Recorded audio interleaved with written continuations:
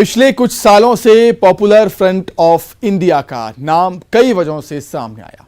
नागरिकता कानून को लेकर हुई हिंसा, दिल्ली दंगे, इन सब का कनेक्शन पीएफआई से जुड़ा।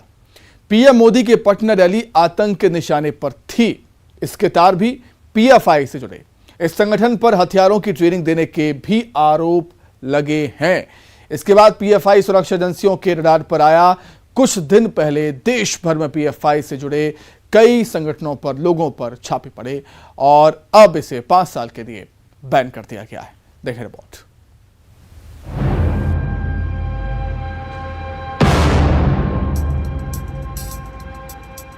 केंद्र सरकार ने पॉपुलर फ्रंट ऑफ इंडिया यानी पीएफआई को 5 साल के लिए बैन कर दिया। पीएफआई के अलावा 8 और संगठनों पर कार्रवाई की गई है। गृह मंत्रालय ने इन संगठनों को बैन करने के लिए नोटिफिकेशन जारी किया है। इन सभी के खिलाफ टेरर लिंक के सबूत मिले हैं।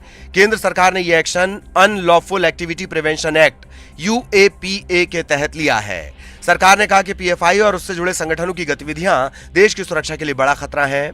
पीएफआई से जुड़े 8 संगठनों पर भी प्रतिबंध लगाया गया है। ये संगठन है all India imam council, campus front of India, rehab India foundation, national confederation of human rights organisational confederation of human rights organisation, national women front, junior front, empower India foundation, Kerala का rehab foundation.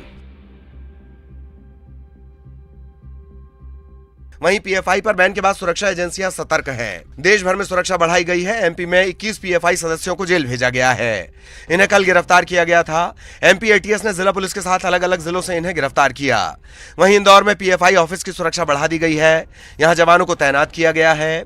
People's front of India के कार्यालय पर सुरक्षा व्यवस्था बढ़ा दी गई है। SAF के जवान यहाँ पर तैनात कर दिए गए हैं। पर एनआईए ने छापा मारा था। यहाँ की सीडीआर और यहाँ का जो हार्ड डिस्क है वो भी पुलिस एनआईए जब्त करके ले गई। उसमें भी छानबीन की जा रही है। और अखाड़े और जिम के जरिए भी युवाओं को ये लोग संगठित करते थे। और उज्जैन में भी तोपखाना में संचालित होने वाले पीएफआई कार्यालय को सील कर दिया गया है। यहाँ भी भारी पुलिस बल तैनात है। टेरर लिंक, देश विरोधी संदिग्ध गतिविधियों को लेकर एनआईए, ईडी और राज्यों की पुलिस ने 22 और 27 सितंबर को पीएफआई और उससे जुड़े संगठनों पर ताबड़तोड़ छापे की कार्रवाई की थी। 2 दिन के भीतर 250 से ज्यादा गिरफ्तारियां हुई। जांच एजेंसियों को पीएफआई के खिलाफ पर्याप्त सबूत मिले हैं। इसके बाद अब इस पर 5 साल का बैन लगा दिया गया है। इस बीच पूरे मामले पर राजनीति तेज हो गई। प्रदेश के गृह मंत्री डॉक्टर नरोत्तम मिश्रा ने इसे आंतरिक सुरक्षा के लिए खतरा बताते हुए कहा कि बाहरी सुरक्षा के लिए एयर स्ट्राइक हुई, वैसे ही आंतरिक सुरक्षा के लिए आंतरिक सर्जिकल स्ट्राइक की गई है। वहीं कांग्रेस के टाइमिंग पर सवाल उठाने और आरएसएस पर प्रतिबंध लगाने की मांग पर कहा कि कांग्रेस के सांसद जाकिर नाइक को शांति के दूत कहते हैं। उनका इस तरीके से बयान आना स्वाभाविक है। वहीं सांसद प्रज्ञा ठाकुर ने पीएफआई पर आजीवन बैन लगाने की मांग की है। हत्याओं में शरीक लोग पाए जाना, जिस तरह से टेरर फंडिंग करने की बात सामने आई है, ये सब उसमें शामिल हुए। और माननीय प्रधानमंत्री जी का, मोदी जी का और माननीय अमित शाह जी का आभार कि उन्होंने ये सर्जिकल स्ट्राइक की। पीएफआई पे जिस प्रकार से बैन लगाया गया है, जो बैन लगा है 5 वर्ष के लिए लगा है, ये हमेशा के लिए लग जाएगा। और अगर वो नहीं सुधरे तो इधर बैन पर पूर्व मुख्यमंत्री कमलनाथ ने कहा कि देश विरोधी गतिविधियों में शामिल संगठनों पर कार्रवाई उचित है। हर वो संगठन या व्यक्ति जिसके खिलाफ सरकार के पास सबूत हो, उस पर कार्रवाई की जानी चाहिए, लेकिन सबूत बनावटी ना हो बल्कि सही सबूत हो। इधर कांग्रेस विधायक आरिफ मसूद ने कहा कि सरकार ने बैन में देरी क्यों की। आरोपों का अब तक खुलासा नहीं हुआ है। कोई सबूत हो तो बताएं। देखिए, अगर कोई सबूत हो कि वो आतंकवादी संस्थाओं के साथ जुड़े हैं, आतंकवादी उनमें शामिल है, तब वो पीएफआई हो या बीएफआई हो या सीएफआई हो। हाँ, आज आतंकवाद बहुत बड़े खतरे की बात है, तो इसका सबूत होना चाहिए। पीएफआई की अगर संदिग्ध गतिविधि की शिकायत आ रही है तो बैन करो। देश को नुकसान है तो बैन करो। लेकिन 6 महीने की भारतीय जनता पार्टी की सरकार ने देरी को करी। एक तरफ जहां इस मामले को लेकर राजनीतिक बयानबाजी अपनी जगह है, लेकिन देश की आंतरिक सुरक्षा के लिए नासूर बने संगठनों पर गाज गिरनी भी जरूरी है। Bureau report, news 18 Madhya Pradesh, Chhattisgarh. Congress अध्यक्ष पद के चुनाव की तारीख जैसे जैसे करीब आ रही है, मुकाबला दिलचस्प होता दिखाई दे रहा है। पहले सीएम अशोक गहलोत और शशि थरूर के बीच कांटे की टक्कर मानी जा रही थी, लेकिन अब एक और नया नाम जुड़ गया है। खबरें हैं कि मध्य प्रदेश के पूर्व सीएम और दिग्गज कांग्रेस नेता दिग्विजय सिंह भी इस चुनाव में उतर सकते हैं। पहले राहुल को मनाया, फिर गहलोत का नाम सामने आया। अब क्या दिग्विजय लहराएंगे विजय पताका?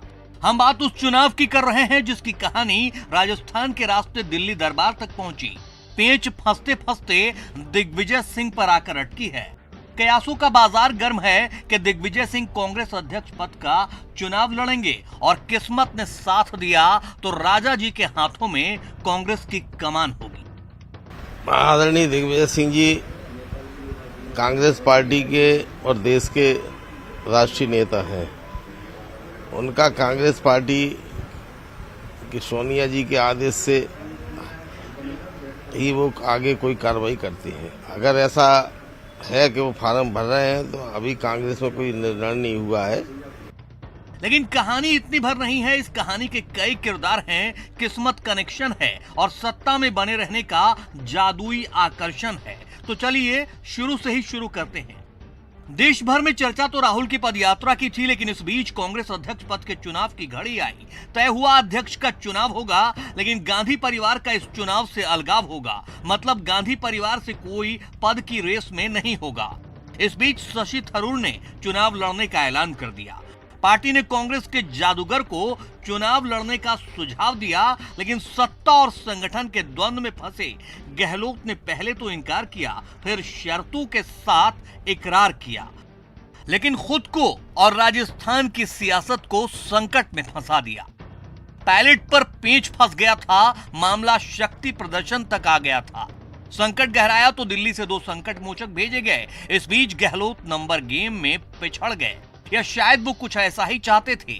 जादूगर ने दिल तोड़ दिया तो पार्टी ने दिग्विजय पर भरोसा किया, क्योंकि दिल्ली से लौटे कमलनाथ ने साफ कर दिया कि वे मध्य प्रदेश नहीं छोड़ेंगे। लेकिन अब दिग्विजय सिंह के अध्यक्ष पद के लिए खड़े होने से मुकाबला दिलचस्प होने वाला है। दिग्विजय सिंह की बात करें तो वो 2 बार मध्य प्रदेश के सीएम रह चुके हैं। गांधी परिवार के सबसे वफादार नेताओं में गिनती होती है। हर मंच से मोदी, आरएसएस, बीजेपी और हिंदुत्व के खिलाफ मुखर रहे हैं। दिग्विजय सिंह के पास इसके अलावा लंबा संगठनात्मक और प्रशासनिक अनुभव है। हालांकि ऐसे मौके भी अतीत में आए जब दिग्गी राजा के कुछ बयान उनकी ही पार्टी के लिए मुसीबत बने। देखिए, कांग्रेस एक परिवार तक सिमट करके रह गई तो नेचुरली जब कोई संगठन नहीं होगा तो नेचुरली लोग नहीं मिलेंगे, क्योंकि एक परिवार में से ही सब कुछ बनता रहा। अब चूंकि देश के अंदर ये आवाज़ उठने लगी कांग्रेस अस्तित्व खो रही है, क्योंकि परिवार तक सिमट के रह गई, तब उस परिवार को भी लगने लगा है। तो अब उस परिवार नहीं तो परिवार का कोई दरबारी आएगा। दिग्विजय सिंह सर लग रहा है कि मध्य प्रदेश में मैंने कहा ना, परिवार नहीं तो परिवार का कोई दरबारी आएगा, जो इस देश के संस्कृति, देश के स्वाभिमान, भारत के खिलाफ काम करने वाली शक्तियों के साथ खड़े होने वाले लोग, ऐसे ही लोग मुझे लगता है वो ढूंढेंगे। सीएम वाली बात नहीं है, कोई भी डूबते नाव में नहीं बैठना चाहता और उसमें भी नाविक बना रहे हो आप, गवैया हो। अब ये जिसके बारे में मालूम है कि इस नाव में अनेक छेद हो गए हैं, उस जिसका जहाज का डूबना तय है, आप उसके ड्राइवर ढूंढते फिर रहे हो। अब कांग्रेस में थोड़ी कोई बचने वाला है। लेकिन खैर, कांग्रेस सूत्रों का कहना है कि फिलहाल राहुल गांधी के साथ भारत जोड़ो यात्रा में शामिल दिग्विजय सिंह दिल्ली लौट आएंगे और शुक्रवार को नामांकन दाखिल करेंगे। ऐसे में सवाल ये उठ रहा है कि क्या दिग्विजय सिंह को गांधी परिवार का समर्थन है, क्योंकि फिलहाल अशोक गहलोत चुनाव लड़ेंगे या नहीं, इसे लेकर तस्वीर साफ नहीं है। जबकि शशि थरूर साफ कर चुके हैं कि 30 सितंबर को नामांकन दाखिल करेंगे। ट्वीट भी किया है कि इनका कारवां बढ़ता जा रहा है। रेस में मुकुल वासनिक, मल्लिकार्जुन खड़गे और केसी वेणुगोपाल का नाम भी चर्चा में है। Bureau report, news 18 Madhya Pradesh, Chhattisgarh. बात करें छत्तीसगढ़ की। छत्तीसगढ़ में सत्ता तक पहुंचने का रास्ता तलाश रही बीजेपी अब सड़क के सहारे आगे बढ़ना चाह रही है। इसलिए बीजेपी और कांग्रेस की सरकार में बनी सड़कों का आंकड़ा गिनाया जा रहा है। देखें रिपोर्ट। सड़क पर संग्राम छिड़ा है। वो वाला संग्राम नहीं जो अक्सर नेताजी लोग करते हैं। ये सड़क को लेकर छिड़ा संग्राम है जो पिछले कई दिनों से छत्तीसगढ़ की सियासत में छाया है। सोशल मीडिया और ट्वीट के जरिए हमलावर होने वाली बीजेपी अब आंकड़ों के साथ सामने आई है। पूर्व सीएम रमन सिंह का इल्जाम है कि साल 2019 से लेकर 2022 तक बस्तर के 12 विधानसभाओं में सड़क निर्माण और मेंटेनेंस के नाम पर 1300 करोड़ रुपए खर्च किए गए।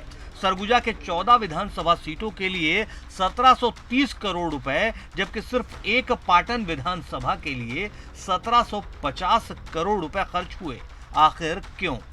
2019 से 2022 तक बजट कार्य, मेंटेनेंस कार्य, मुख्यमंत्री ग्राम सड़क योजना के तहत 1300 करोड़ रुपए खर्च हुए। सरगुजा के 14 विधानसभा क्षेत्र में लगभग 1730 करोड़ खर्च हुए।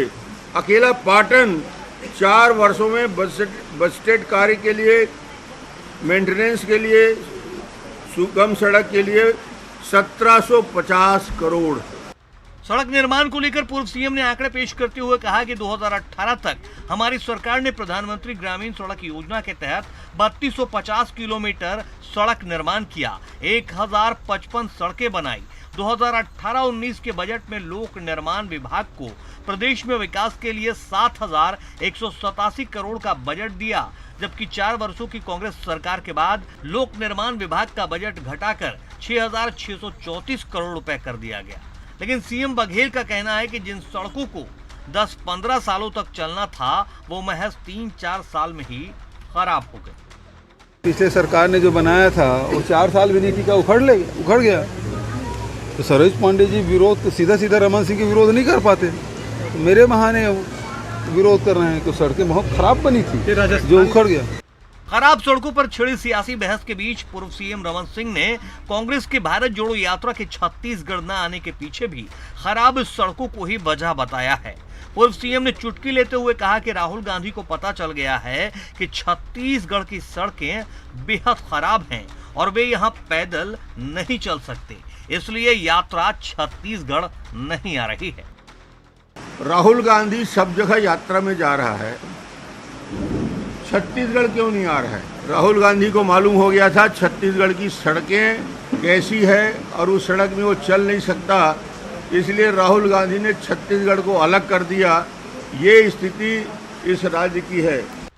डॉक्टर रमन सिंह के खराब सड़कों के चलते राहुल गांधी के पदयात्रा नहीं करने के बयान पर कांग्रेस संचार विभाग प्रमुख सुशील आनंद शुक्ला ने कहा कि रमन सिंह सत्ता हाथ से जाने के बाद बौखला गए हैं। वे दावा कर रहे हैं कि उन्होंने छत्तीसगढ़ में 60,000 किलोमीटर सड़कें बनाई थी, जबकि छत्तीसगढ़ में कुल 32,833 किलोमीटर सड़क है, जिनमें नेशनल हाईवे भी शामिल है।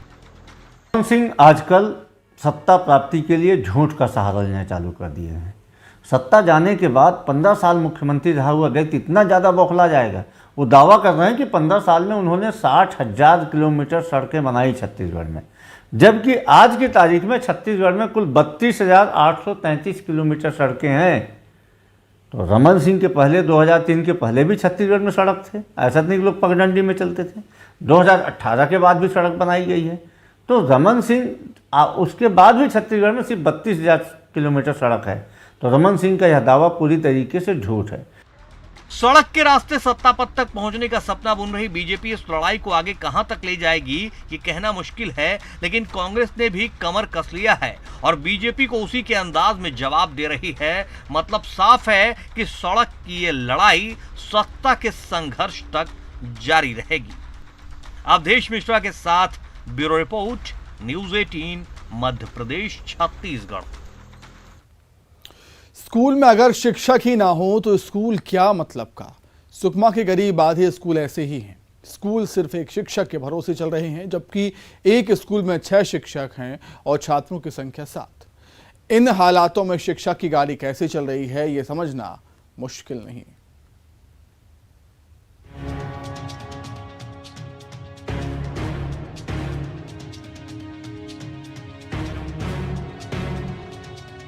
क्लासरूम में मास्टर साहब ना हो तो बच्चे अक्सर मस्ती करते नजर आते हैं, लेकिन यहाँ खाली क्लासरूम में स्टूडेंट खुद टीचर की भूमिका में हैं।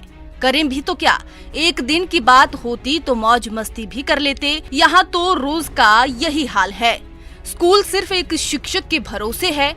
अगर मास्टर साहब कहीं और बिजी हो गए तो हो गई छुट्टी। ऐसे में ये बच्चे खुद संज्ञान लेकर जो समझ में आए पढ़ लेते हैं। सुकमा के आधे स्कूलों का यही हाल है। स्कूलों में सिर्फ एक शिक्षक है। इन हालातों में शिक्षा की गाड़ी कैसे चल रही है, ये तस्वीरें बयां कर रही हैं।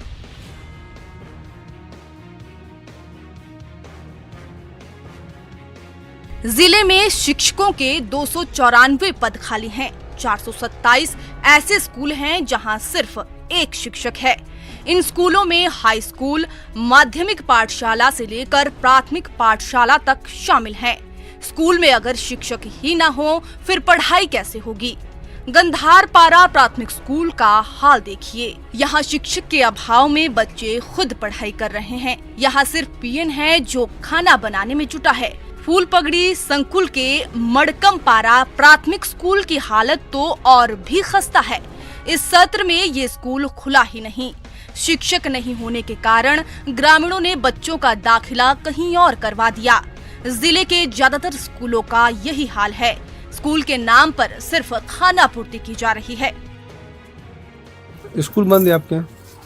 जी, स्कूल सब प्राची लोग जाके खोलते हैं सर, झाड़ू मारते हैं। और टीचर नहीं है। उस दिन भी हम मैडम को बात करने गए थे। तो कब से टीचर नहीं है, कब से बंद है? जुलाई से सर। जुलाई से बंद है जी।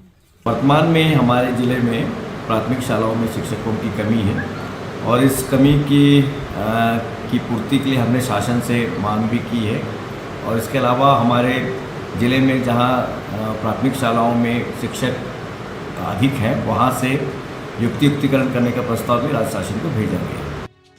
ये तो थी कमी की बात। अब जरा स्कूल पर नजर डालिए। संसाधन सीमित हो तो इनका इस्तेमाल समझदारी से किया जाता है, लेकिन यहाँ तो सीमित संसाधनों में भी सेंध मारी है। लेंडीराज स्कूल में 6 शिक्षक पदस्थ हैं और छात्रों की संख्या है 7। जिले के कई स्कूल शिक्षकों के लिए तरस रहे हैं, लेकिन यहाँ सालों स्टूडेंट टीचर का ये शानदार रेशो बरकरार है। स्कूल में सर अभी 10 बच्चे दर्ज है, जिसमें 8 उपस्थित है। स्कूल का नाम उच्च प्राथमिक शाला लेंडीराज है और विगत 3 सत्रों से सर स्कूल में 0 दर्ज होने के कारण संस्था बंद था। इसी सत्र में खुला है। उससे पहले कितने बच्चे थे? उससे पहले लास्ट सत्र में था सर 2018-19 उसमें 3 बच्चे थे। अभी कितने टीचर है?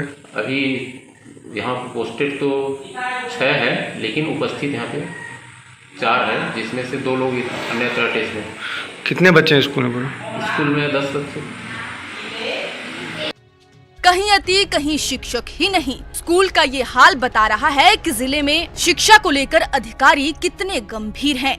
शिक्षा के नाम पर सिर्फ खाना पूर्ति की जा रही है। बिना शिक्षक के स्कूलों में आखिर कैसे पढ़ेगा प्रदेश। सत्यनारायण चांडक, न्यूज़ 18 सुकमा।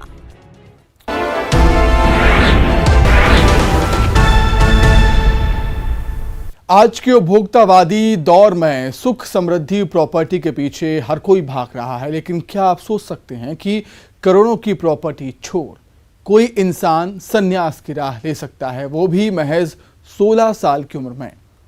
धार जिले के नागदा में ऐसा ही हुआ है, देखिए आप।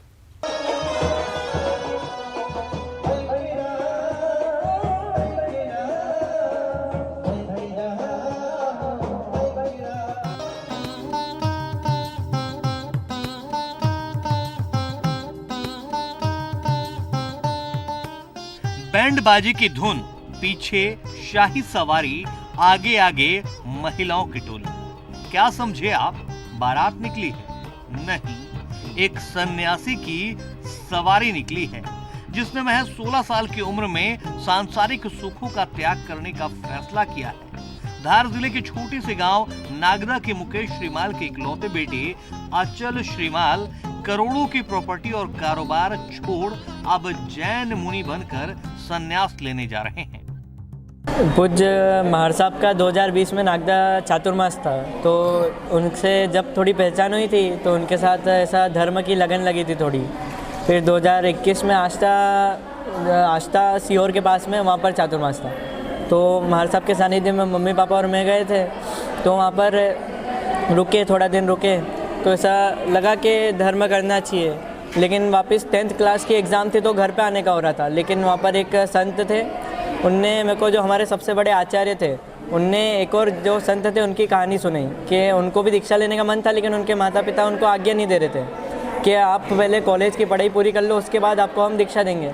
तो उन्हें हमारे जो सबसे बड़े आचार्य उमेश मुनि जी महाराज साहब, उनने बताया कि अगर इस मार्ग पर आगे बढ़ना है तो फिर दीक्षा लेने का कोई, अगर दीक्षा लेनी है तो इस संसारिक पढ़ाई का कोई महत्व नहीं। तो ये सुन के मैं वहाँ पर रुक गया। फिर वहाँ पर रुका, महाराज साहब व्याख्यान देते हैं, तो वहाँ पर 10 दिन व्याख्यान सुनते सुनते ऐसा लगा कि बस अब दीक्षा ही लेनी है। 9वीं कक्षा तक पढ़ाई कर चुके अचल ने जब से जैन मुनि बनने का प्रण लिया है, तब से प्रदेश और देश के कई शहरों में अचल का जुलूस निकाल कर इसी तरह स्वागत किया जा रहा है। 4 दिसंबर को जैन संत जिनेंद्र मुनि ग्राम नागदा में ही अचल को दीक्षा देंगे। संतों के सोहबत में आने के बाद से ही अचल को सांसारिक सुखों से मोह भंग हुआ, जिसके बाद अब नई राह पकड़ ली है। अभी जैसे कि यहाँ के मामले में देखो तो वहाँ पर पूरी शांतिपूर्ण लाइफ है, वहाँ पर कोई टेंशन नहीं, कोई चिक नहीं, बस आराधना करो और शांति में रहो। अच्छा, अभी तक का जीवन जो है घर पे निकला है ना, सुख समृद्धि में सारी चीज़ें हुई अपना वास है ना, तो अब जो है आप दीक्षा ग्रहण करने जा रहे हो तो आपको कैसा लग रहा है? अभी मतलब ऐसा कुछ लग नहीं रहा है कि मैं सुख को छोड़ के जा रहा हूँ, क्योंकि वो मार्ग भी सुख को दिलाने वाला है। तो ऐसा लग रहा है कि मैं अनंत सुख की ओर जा रहा हूँ। छोड़ा सुख तो इस भव का ही है, लेकिन वो भव का सुख दिलाएगा, इसलिए कुछ ऐसा डर नहीं लग रहा। नागदा में ही अचल के पिता मुकेश श्रीमाल का अच्छा खासा हार्डवेयर और ऑटो पार्ट्स का कारोबार है। कुल मिलाकर समृद्ध परिवार है। अचल मुकेश श्रीमाल और रानी श्रीमाल के इकलौते पुत्र हैं। बावजूद इसके अचल के माता पिता ने भी अचल के इतने बड़े फैसले में साथ दिया।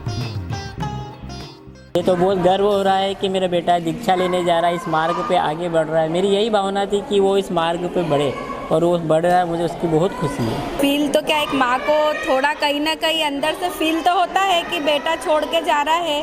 बाकी जब मैं दूसरे संतों की माताओं को देखती हूँ कि उनके भी अकेले बेटे थे और उन्होंने भी अपने बेटों को छोड़ा है, तो फिर मैं क्यों पीछे रहूँ। तो वो सोचकर भी मैंने अपने बेटे को आगे बढ़ाया, और मुझे अब ऐसा फील नहीं होता है कि वो मेरे को छोड़ के जा रहा है। मेरे को ऐसा लग रहा है एक माँ को छोड़कर वो दूसरी माँ की गोद में जा रहा है। जिस उम्र में बच्चे अपना करियर बनाने की सोचते हैं, उस उम्र में अचल श्रीमाल ने संन्यास की ओर कदम बढ़ाए हैं। करोड़ों की प्रॉपर्टी छोड़ जैन मुनि बनने जा रहे हैं, और उनके इस फैसले में उनके माता पिता ने भी भरपूर सहयोग किया। ऐसे में हम भी कामना करते हैं कि जिस उद्देश्य को लेकर अचल श्रीमाल ने संन्यास की राह पकड़ी है, वो जरूर पूरा हो। नवीन मेहर, न्यूज़ 18 भारत। तो इसी के साथ ही फिलहाल इस बुलेटिन में इतना ही। नमस्कार।